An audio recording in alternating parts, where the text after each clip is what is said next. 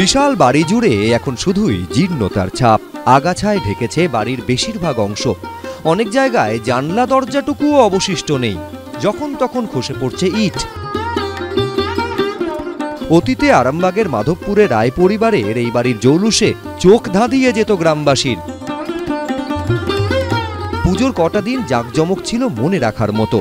শোনা যায় ৭৬-এর মন্বন্তরের সময় প্রজাদের মঙ্গল কামনায় এই বাড়িতে দুর্গাপুজো শুরু করেছিলেন জমিদার শান্তিরাম রায়। দিনে দুবার ব্যবহার করো স্টপেজ ক্রিম আর নিজেকে রাখো evergreen Keya Seth aromatherapy stop age cream আর খুঁজে পাও নতুন আমিকে। বিশালাক্ষী মায়ের সাধক রাজা রণজিৎ রায়ের বংশধর ছিলেন তিনি।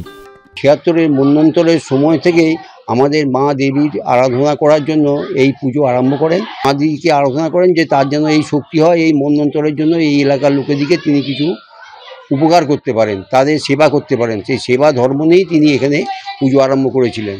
সেই থেকে সেই পুজো আমাদের সেই প্রথা অনুযায়ী আমাদের এখনো চলে আসছে।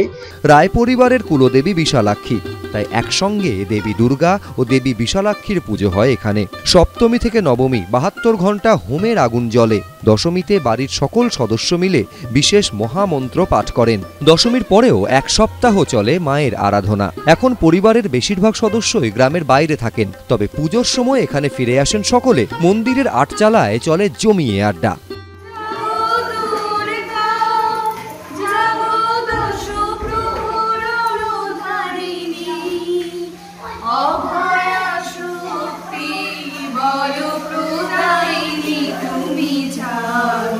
পুজো কটা দিন প্রচুর ছুটি আনন্দ করি বন্ধু বান্ধব ওরা মিলে।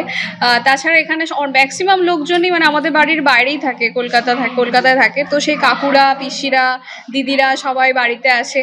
আর বিজয়া দশমীর দিন আমাদের একটা বিজয়া বৈঠক হয়, তো বাড়ি সেখানে সমস্ত লোকজনরা থাকে। 5টা দিন আমরা গান বাজনা করি।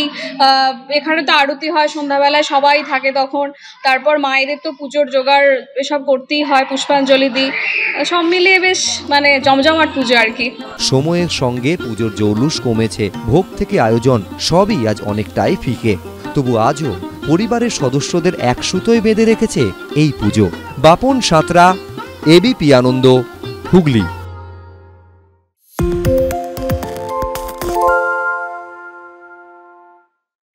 সত্য অন্তহীন, সত্যের খোঁজও তাই। সত্য সন্ধানে তাই আমরা অক্লান্ত, অকুতভয়। এবিপি আনন্দ নতুন ভাবনার প্রতীক, যা মনে মুক্ত, তথ্যে যুক্ত এবং যাবতীয় সীমানার বাঁধন থেকে মুক্ত।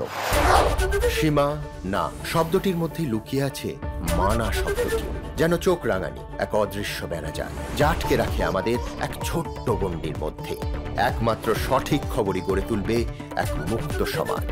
সেই জগৎ গড়ার লক্ষ্যে কোনো সীমানার ঠুকুটি আমরা মানব না। এবিপি আনন্দ এগিয়ে থাকে, এগিয়ে রাখে।